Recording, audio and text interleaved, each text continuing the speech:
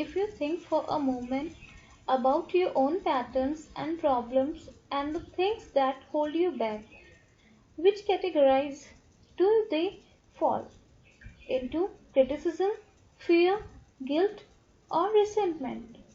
I call these categories the big four. Which is your favorite one? Mine was a combination of criticism and resentment. Maybe you are like me and have two or three. Is it fear that always comes up or guilt? Are you very critical or resentful? Let me point out that resentment is anger that is stuffed down. So if you believe you are not allowed to express your anger, then you have stored a lot of resentment.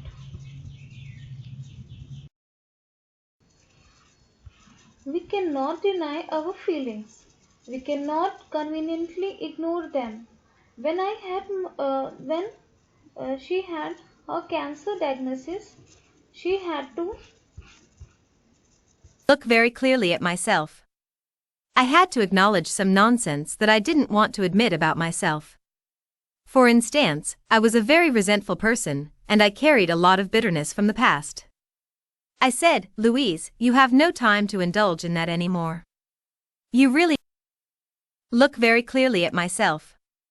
I had to acknowledge some nonsense that I didn't want to admit about myself. For instance, I was a very resentful person, and I carried a lot of bitterness from the past. I said, Louise, you have no time to indulge in that anymore. You really must change. Or as Peter M.C. Williams says, you can no longer afford the luxury of a negative thought. Your experiences always reflect your inner beliefs. You can literally look at your experiences and determine what your beliefs are. Maybe it's disturbing to consider, but if you look at the people in your life, they are all mirroring some belief you have about yourself. If you are always being criticized at work, it is probably because you are critical and have become the parent who once criticized the child. Everything in our lives is a mirror of who we are. When something is happening out there that is not comfortable, we have an opportunity to look inside and say, how am I contributing to this experience? What is it within me that believes I deserve this? We all have family patterns, and it is very easy for us to blame our parents, or our childhood, or our environment, but that keeps us stuck. We don't become free. We remain victims, and we perpetuate the same problems over and over again. So it really doesn't matter what anybody else did to you or what they taught you in the past. Today is a new day. You are now in charge. Now is the moment in which you are creating the future in your high and your world. 54 The power is within you. Really doesn't matter what I say either, because only you can do the work. Only you can change the way you think and feel and act. I'm just saying that you can. You definitely can, because you have a higher power within you that can help break you free from these patterns if you allow it. You can remind yourself that when you were a little baby, you loved yourself for who you were. There is not one little baby who criticizes its body and thinks, oh, my hips are too big. Babies are thrilled and delighted just because they have bodies. They express their feelings. When a baby is happy, you know it, and when a baby is angry, the whole neighborhood knows it. They are never afraid to let people know how they feel. They live in the moment. You were like that once. As you grew up, you listened to people around you and learned about fear and guilt and criticism from them. If you grew up in a family where criticism was the norm, then you are going to be critical as an adult. If you grew up in a family where you were not allowed to express anger, then you are probably terrified of anger and confrontation, and you swallow it and let it reside in your body. If you were raised in a family where everybody was manipulated by guilt, then you are probably going to be the same way as an adult. You are probably a person who runs around saying I'm sorry all the time, and can never ask for anything outright. You feel you have to be manipulative in some way in order to get what you want. As we grow up, we begin to pick up these false ideas and lose touch with our inner wisdom. So we really need to release these ideas and return to the purity of spirit. Understanding the blocks that bind you. 56. Where we truly love ourselves. We need to re-establish the wonderful innocence of life, and the moment-by-moment joy of existence, the same joy that a baby feels in its blissful state of wonder. Think of what you want to become true for yourself. State them in positive, not negative affirmations. Now, go to the mirror and repeat your affirmations. See what obstacles are in your way. When you begin to state an affirmation like, "I love and approve of myself," really pay attention to what negative messages come up, because as you recognize them, they become the treasures that will unlock the door to your freedom. Usually, the messages are one of the four I mentioned earlier: criticism, fear, guilt, or resentment. And, most likely, you learned these messages from people back there. Some of you have chosen some difficult tasks to handle in this lifetime, and it is my belief that we really come here to love ourselves in spite of what they say or do. We can always go beyond our parents or our friends' limitations. If you were a good little girl or boy, you learned your parents' limited way of looking at life. You see, you are not bad, you are ideal children. You learned exactly what your parents taught you. Now that you are grown up, you're doing the same thing. How many of you hear yourself saying what your parents used to say? Congratulations. They were very good teachers and you were very good students, but now it is time for you to begin to think for yourself. 56. The power is within you. A lot of us may face resistance when we look in the mirror and repeat our affirmations. However, resistance is the first step to change. Most of us want our lives to change, but when we are told that we have to do something different, we say, "Who me, I don't want to do that." Others may experience feelings of despair. Often, if you look at the mirror and say, "I love you," the little child inside says, "Where have you been all this time? I've been waiting for you to notice me." Waves of sadness come up, because you have been rejecting the little child for a long, long time. When I did this exercise in one of my workshops, a woman said she was very, very scared. I asked her what frightened her, and she shared the fact that she was an incest survivor. Many of us have had this experience called incest, and we are learning to come through it. It's interesting that it occurs so often on our planet. We read so much about incest these days, yet I don't think it is happening any more now than it ever did. We have advanced to a state where we now feel that children have rights, and we are allowing ourselves to see this ugly sore in society. In order to release the problem, we have to first recognize it, and then we can work through it. Therapy is so important for incest survivors. We need a safe space where we can work through these feelings. When we have let the anger and rage and shame out, then we move to the space where we can love ourselves. No matter what we are working on, we want to remember that the feelings that come up are just feelings. We are not in the experience anymore. We need to work on making the inner child feel safe. We have to thank ourselves for understanding the blocks that bind you. 57. Having had the courage to survive this experience. Sometimes when we are DEHNGW4TH an issue such as incest, it's difficult to accept that the other person was doing the best he or she could at the time with the understanding and awareness and knowledge that they had. Acts of violence always come from people who were violated themselves. We all need healing. When we learn to love and cherish who we are, we will no longer harm anyone. Stop all criticism. When we are dealing with criticism, we are usually criticizing ourselves all the time for the same things over and over. When are we going to wake up and learn that criticism doesn't work? Let's try another tactic. Let's prove of ourselves as we are right now. Critical people often attract a lot of criticism, because it is their pattern to criticize. What we give out, we get back. They may also need to be perfect at all times. Who's perfect? Have you ever met a perfect person? I haven't. If we complain about another person, we are really complaining about some aspect of ourselves. Everyone is a reflection of us, and what we see in another person, we see in ourselves. Many times we don't want to accept parts of who we are. We abuse ourselves with alcohol or drugs or cigarettes or overeating or whatever. These are ways of beating up on ourselves for not being perfect, but being perfect for who? Whose early demands and expectations are we still trying to meet? Be willing to let that go. Just be. You will find that you are wonderful just as you are this very moment. 58. The power is within you. If you have always been a critical person who sees life through very negative eyes, it is going to take time for you to turn yourself around to be more loving and accepting. You will learn to be patient with yourself as you practice letting go of the criticism, which is only a habit, not the reality of your being. Can you imagine how wonderful it would be if we could live our lives without ever being criticized by anyone?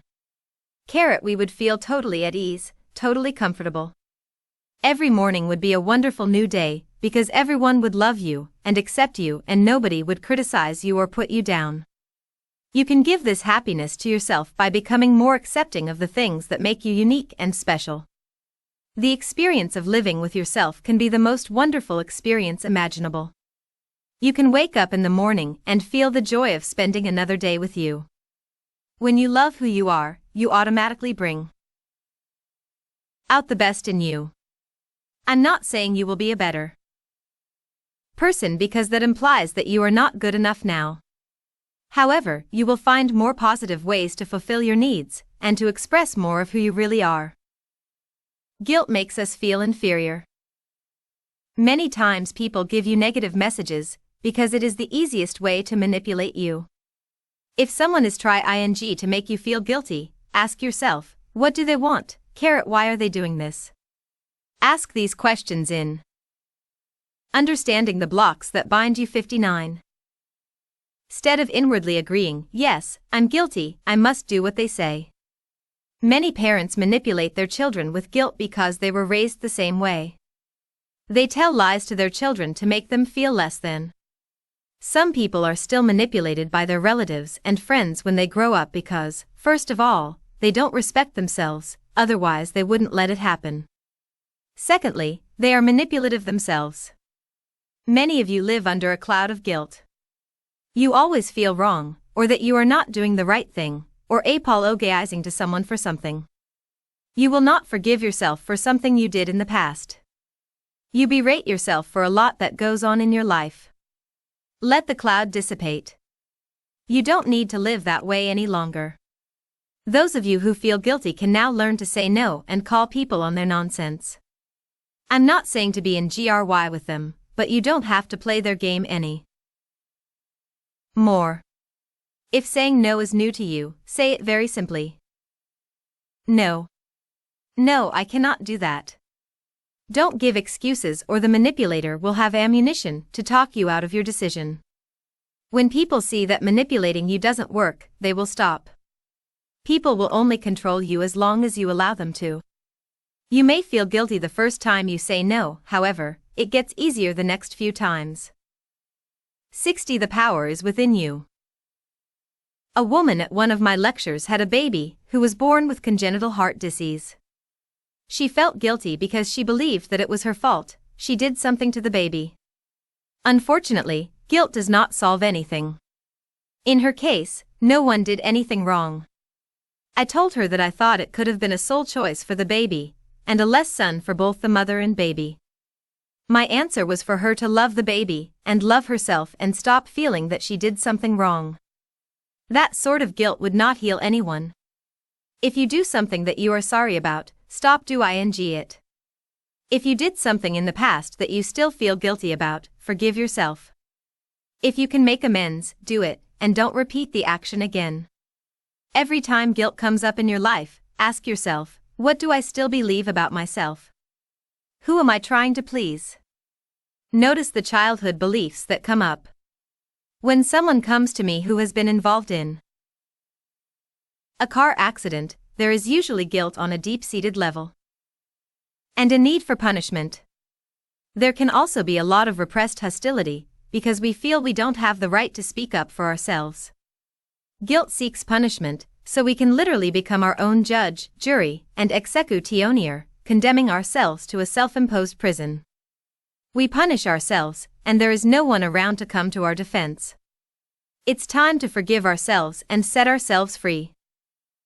Understanding the blocks that bind you. 61. One elderly lady at one of my seminars felt enormous guilt about her middle-aged son. He was an only child who grew up to be a very withdrawn person. She felt guilty because she was very strict with him while he was growing up. I explained that she had done the best she knew how to do at the time. I believe he chose her as a mother before he incarnated into this lifetime, so on a spiritual level, he knew what he was doing. I told her that she was wasting all her energy feeling guilty about something that she couldn't change. She sighed, "It's such a shame that he's this way, and I'm sorry I did a bad job."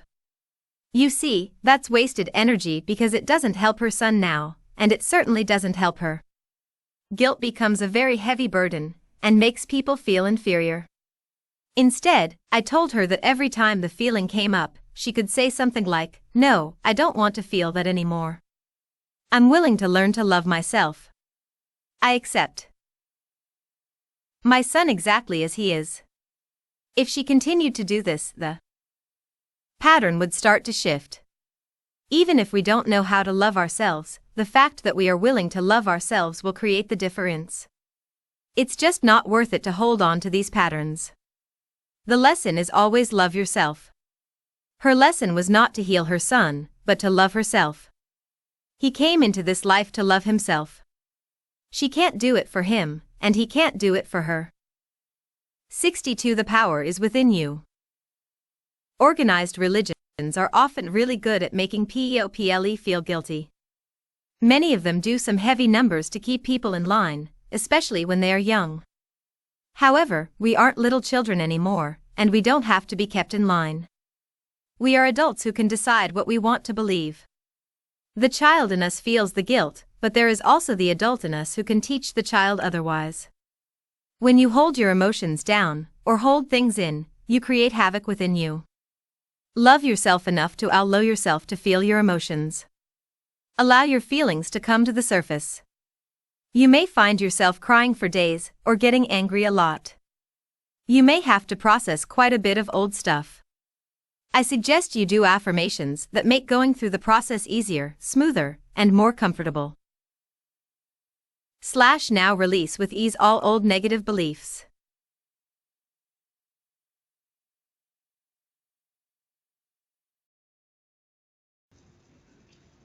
It's comfortable for me to change. My pathway is now smooth. I am free of the past.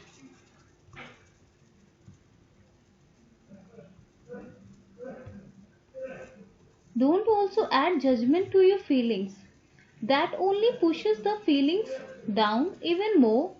If you are going through incredible dilemmas or crises, affirm that you are safe and that you are willing to feel. Affirming these positive feelings will bring about beneficial changes.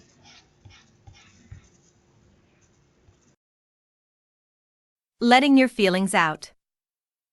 A tragedy can turn out to be our greatest good if we approach it in ways from which we can grow. Releasing anger in positive ways. Everyone deals with anger at one time or another in their lives. Anger is an honest emotion. When it is not expressed or processed outwardly, it will be processed inwardly, in the body, and usually develops into a disease or dysfunction of some sort. Like criticism, we usually get angry about the same things over and over again.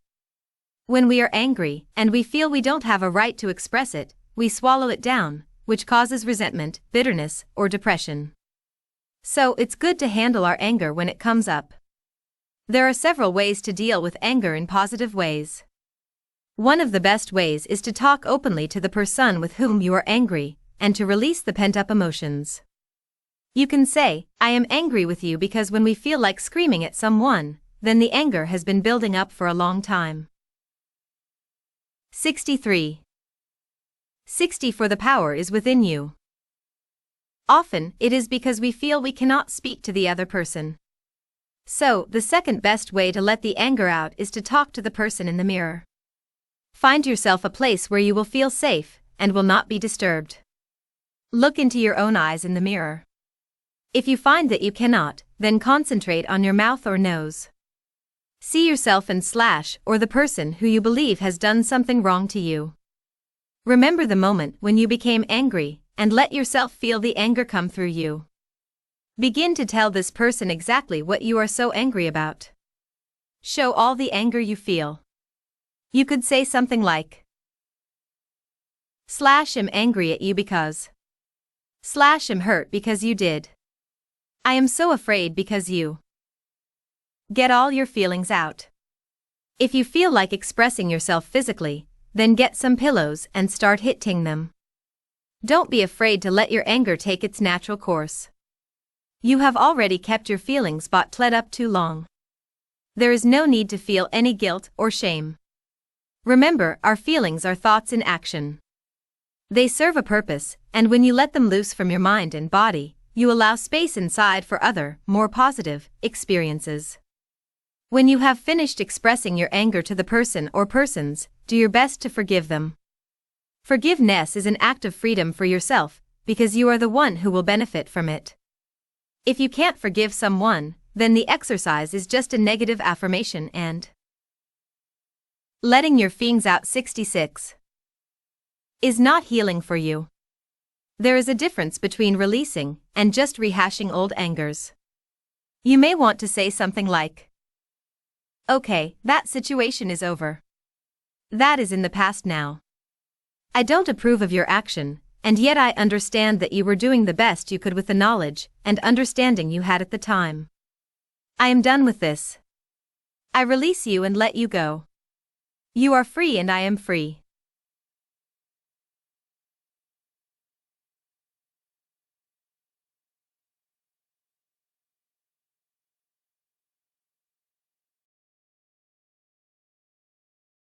You are free and I am free. You may want to do this exercise several times before you truly feel that you have gotten rid of all of your anger. You may also want to work on one anger issue or several. Do what feels right for you.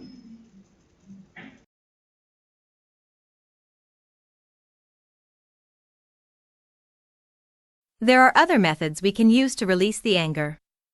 We can scream into a pillow, we can kick pillows, we can beat the bed or a punching bag. We can write a hate letter and then burn it. We can scream in our cars with the windows rolled up. We can play tennis or go to the golf range and just hit balls one after the other. We can exercise, swim, or run around the block several times. We can write or draw our feelings using our non-dominant hand.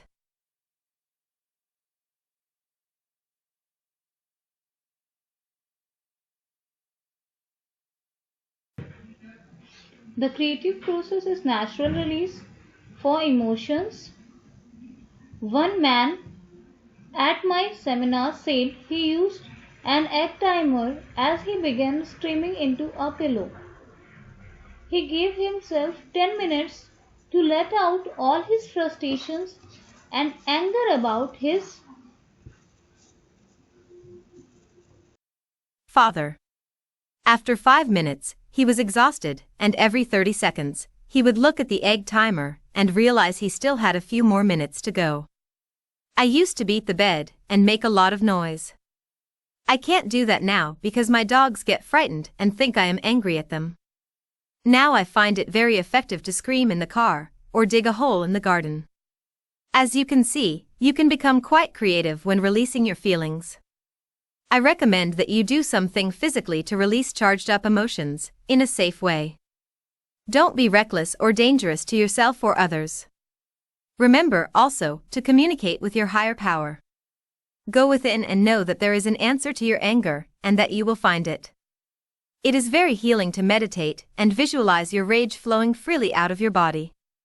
Send love to the other person and see your love dissolve whatever disharmony there is between you. Be willing to become harmonious. Perhaps the anger you feel is reminding you that you aren't communicating well. With others. By recognizing it, you can correct it. It's amazing how many people tell me how much happier they have become once they release anger towards another person. It is as though a huge burden has been dropped. One of my students had a difficult time letting her anger out. Intellectually, she understood her feelings, yet she couldn't express them outwardly. Once she allowed herself this expression, she kicked and screamed and called her mother and alcoholic daughter all sorts of names. She felt a tremendous weight lift from her. When her daughter visited her afterwards, she couldn't stop hug.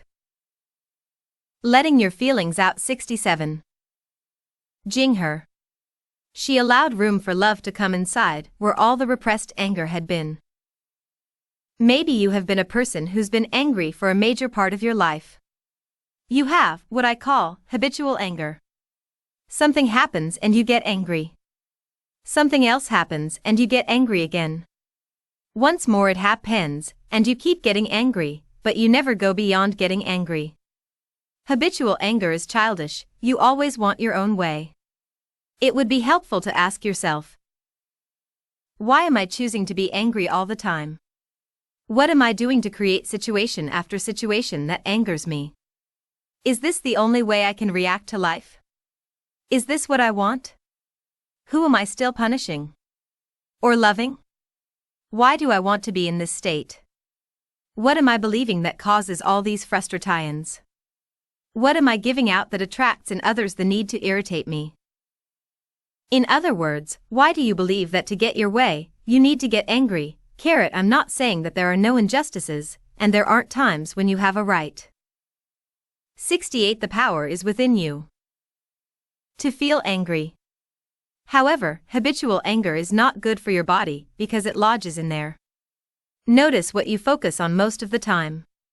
Sit in front of a mirror for 10 minutes and look at yourself. Ask, who are you? What is it that you want? What makes you happy? What can I do to make you happy?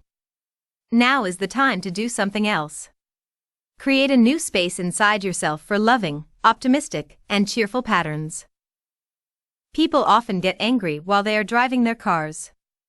People often express their frustrations about the other lousy drivers on the road.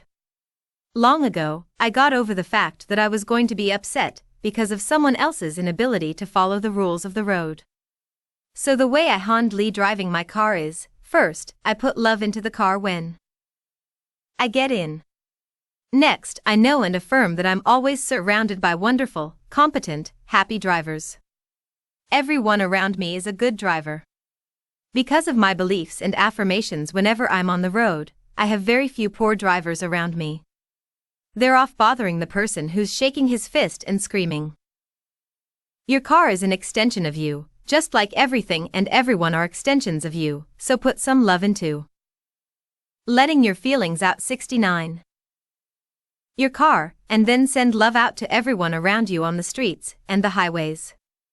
I believe that the parts of your car are similar to the parts of your body. For instance, one of my workers felt that she had no vision, she could not see where her life was going or where she wanted it to go. One morning she woke up and found her windshield smashed. Another person, an AC acquaintance of mine, felt that he was stuck in his life. He was not moving forward or moving backwards, but was not moving at all. His tire became flat, and he couldn't move anywhere. I know it may sound silly at first, but it's fascinating to me that the terminology that these two people used to describe their current mental state also related to their car. Having no vision means that you can't see in front of you. The windshield is a perfect metaphor, likewise being stuck is a perfect example of a flat tire. The next time something happens to your car, make a note as to what you feel the broken part represents and see if you can connect it to how you are feeling at that particular moment. You may be surprised at the results. One day I will write a little book and call it Heal Your Automobile. There was a time when people did not understand the body/mind connection.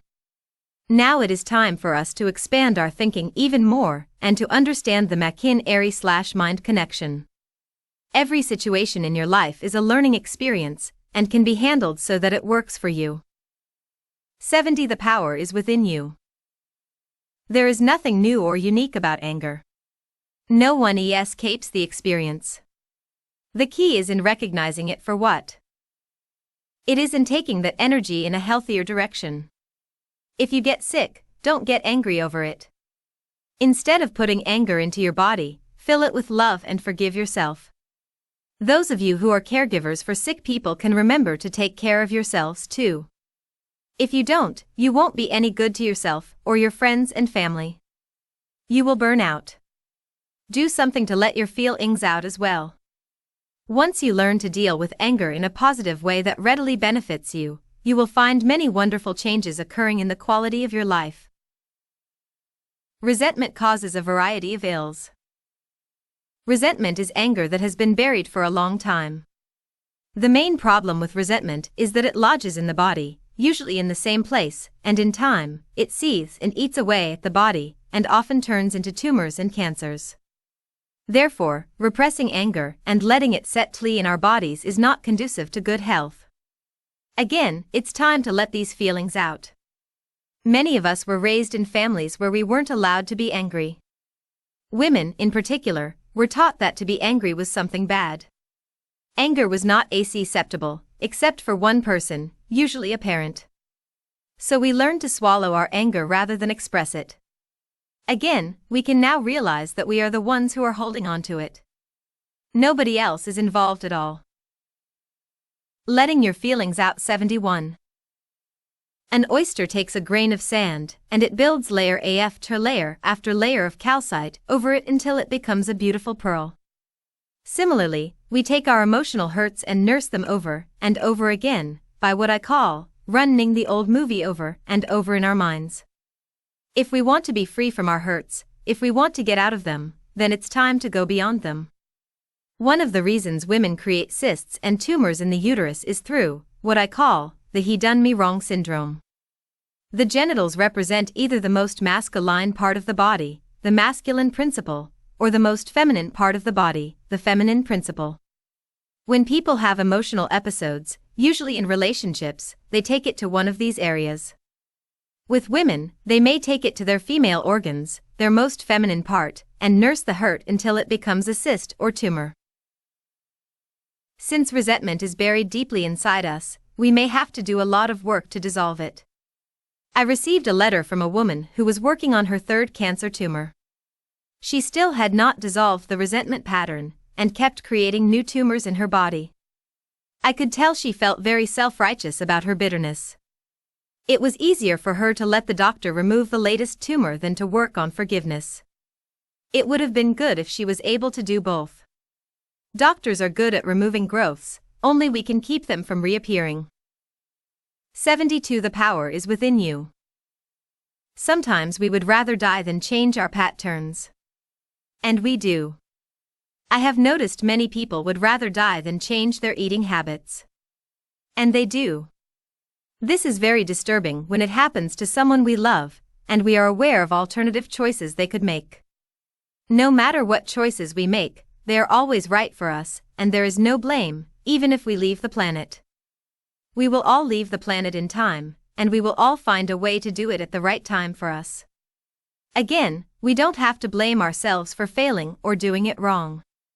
We don't have to feel guilty. There is no blame. No one has done it wrong.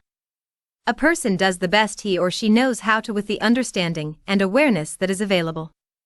Remember, we all have the power within us, and we have all come here to learn certain lessons. Our higher selves know our destiny in this lifetime, and what we learn in order to move forward in our evolutionary process. There is never any wrong way. There just is. We are all on an endless journey through eternity, and we have lifetime after lifetime. What we don't work out in this life, I believe we will work out in another. Suppressed feelings lead to depression. Depression is anger turned inward. It is also anger that you feel you do not have a right to have. For instance, you may not feel it's okay to be angry at your parent, or spouse, or employer, or best friend. Yet you are angry. And you. Letting your feelings out. 73. Feel stuck. That anger becomes depression. Far too many people today suffer from depression, even chronic depression. By the time we feel that depressed, it is very difficult to get out of it. It feels so hopeless that it becomes an effort to do anything. I don't care how spiritual you are, you have got to wash your dishes every now and then. You can't let the sink pile up with dirty dishes and say, "Oh, I'm metaphysical." The same with your feelings. If you want to have a mind that flows freely, then clean up your inner mental dirty dishes. One of the best ways is to give yourself permission to express some of your anger, so that you don't have to stay so depressed. There are now therapists that specialize in anger releasing. Having a session or two with one of them could be most helpful. It's my personal opinion that we all need to beat the bed once a week, whether we feel we're angry or not. There are some therapies that encourage you to get into your anger. However, I think they often keep you immersed in the anger process too long. Anger, like any emotion that surfaces, lasts only a few minutes. Babies move in and out of their emotions very quickly. It is our reaction to the emotion that causes us to hold and repress it. Author Elizabeth Kubler-Ross uses a wonderful exercise in her seminars she calls externalization. She has you take a piece of rubber hose and some old phone books, and you beat them over and over again, letting all sorts of emotions emerge. When you are releasing anger, it's okay to be embarrassed about it, especially if it was against your family rules to get angry. It will be embarrassing the first time. 70 For the power is within you. You do it, but when you get into it, it can be such fun and very powerful. God is not going to hate you for being in GRY. Once you have released some of this old anger, you will be able to see your situation in a new light and find new solutions. Another one of the suggestions I would make for a person who is depressed is to work with a good nutritionist and really get your diet cleaned up. It's amazing how that can help the mind. People who are depressed often eat very poorly, which adds to the problem. We all want to make the best choices so that the food we are taking in is good for our body. Also, many times we find there is a chemical imbalance in the body that is further aggravated by the intake of medication of some sort. Rebirthing is another wonderful process for releasing your feelings because it goes beyond the intellect. If you have never had a rebirthing session, I recommend that you try it. It has been very helpful for many people. It's a breathing modality that helps you connect with old issues so that you can release them in a positive way. Some rebirthers have you repeat your affirmations as you are going through the process.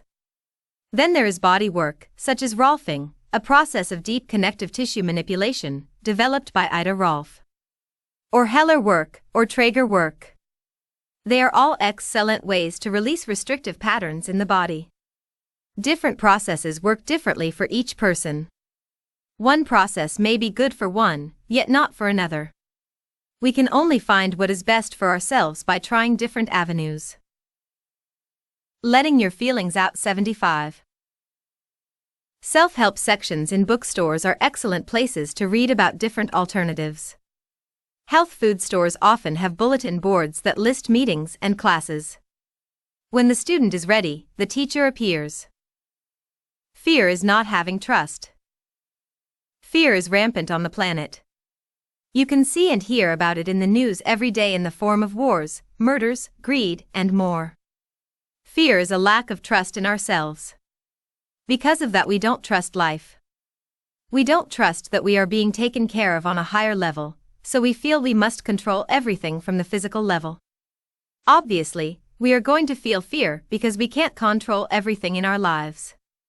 Trust is what we learn when we want to overcome our fears. It's called taking the leap of faith. Trust in the power within that is connected to universal intelligence. Trust in that which is invisible, instead of trusting only in the physical, material world. I'm not saying that we do nothing, yet if we have trust, we can go through life much easier.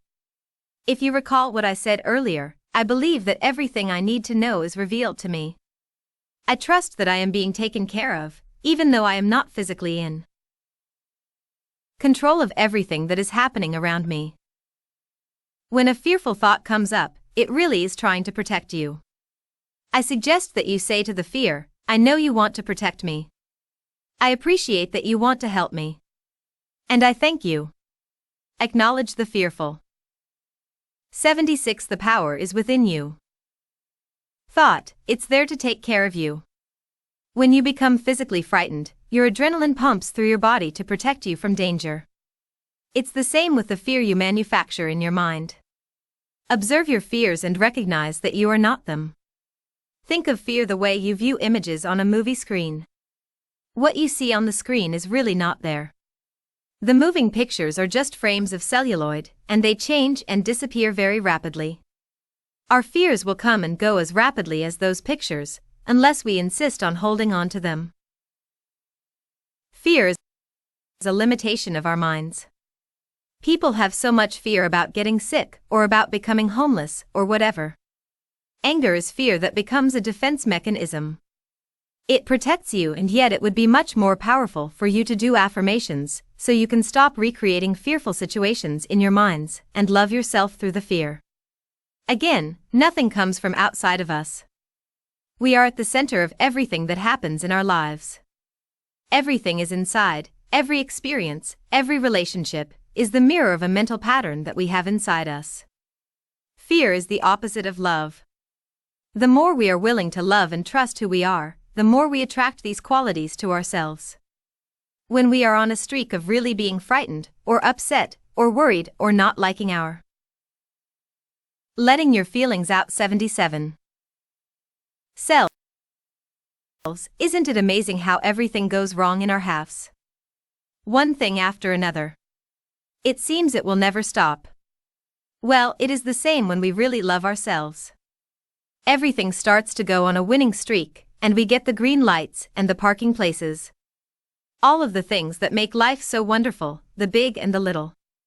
We get up in the morning, and the day flows beautifully. Love yourself so that you can take care of yourself. Do everything you can to strengthen your heart, your body, and your mind. Turn to the power within you. Find a good spiritual connection, and really work on maintain it.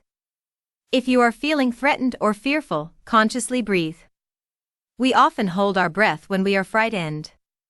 So take a few deep breaths. Breathing opens the space inside you that is your power. It straightens your spine.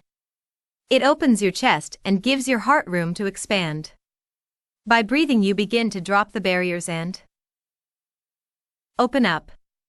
You expand rather than contract. Your love flows.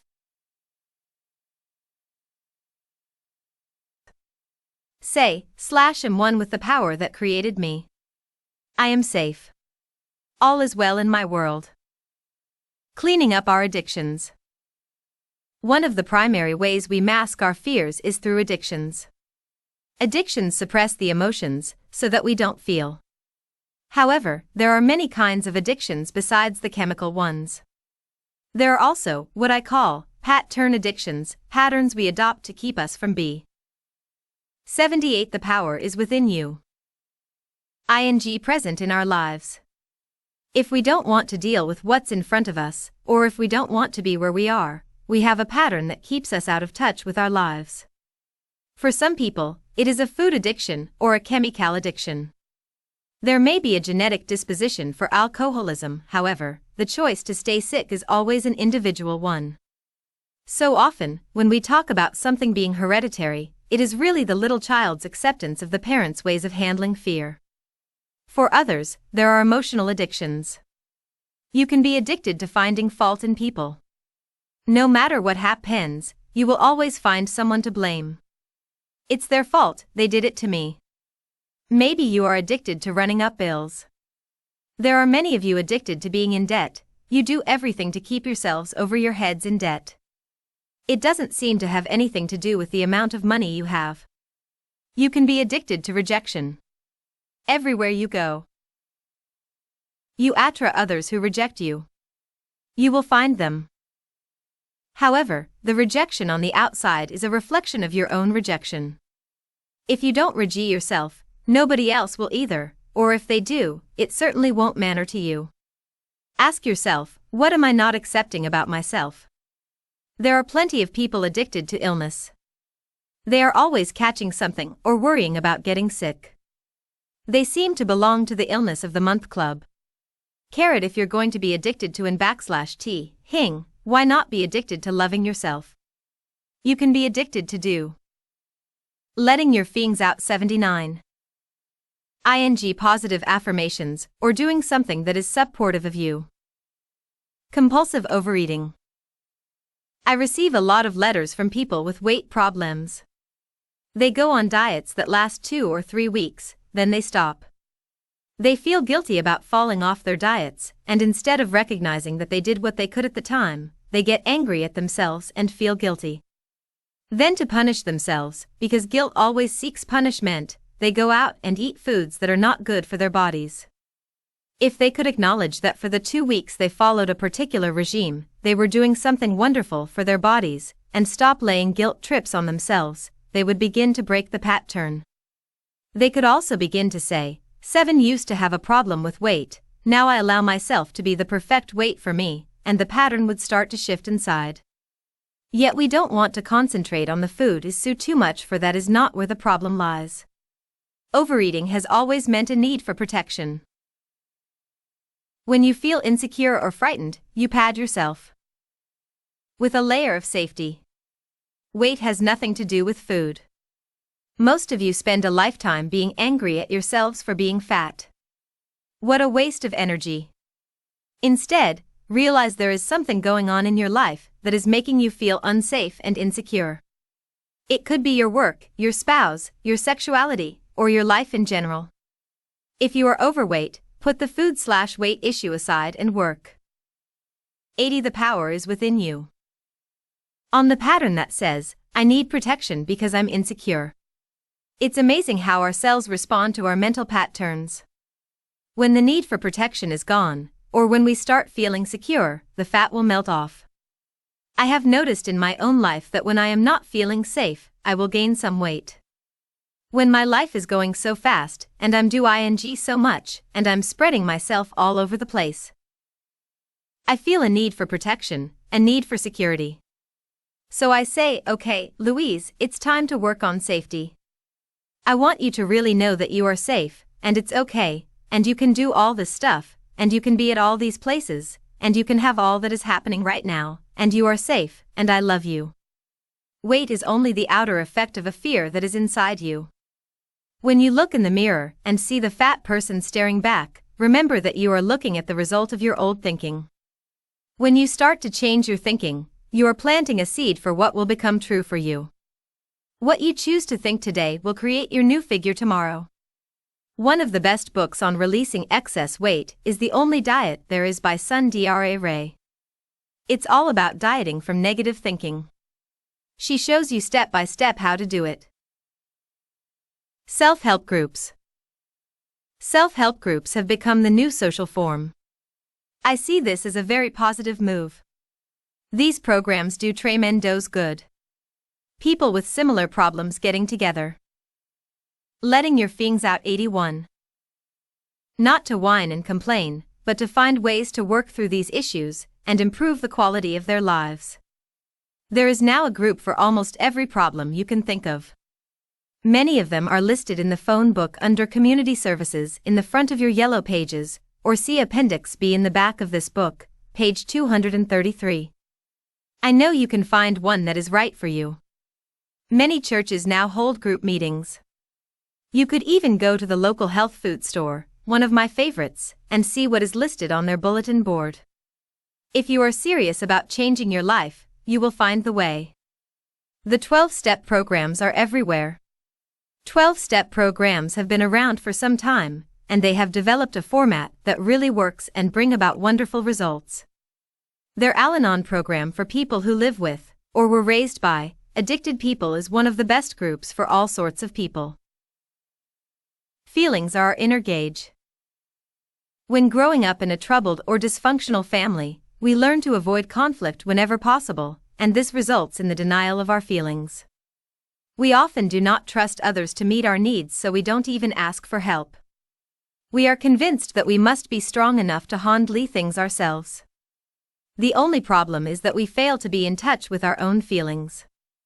Feelings are our most helpful link to our relationship with ourselves, others, and the world around us, and they are an indication of what's 82. The power is within you. Working or not working in our lives.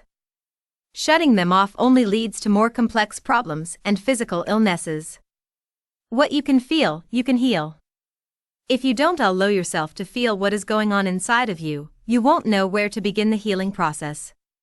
On the other hand, many of us seem to go through life always feeling guilty, or jealous, or fearful, or sad.